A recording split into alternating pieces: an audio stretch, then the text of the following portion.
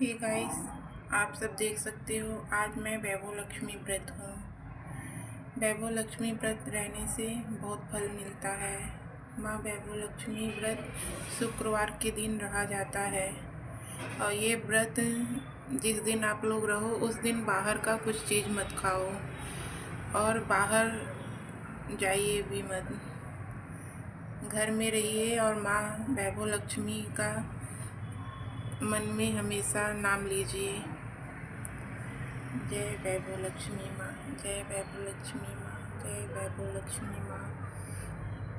ये वैभव लक्ष्मी माँ मैं जब जब रही हूँ मुझे माँ बहुत कुछ दी है और आप लोग भी रहिए माँ वैभव लक्ष्मी व्रत, आप सबको भी बहुत कुछ देंगी माँ।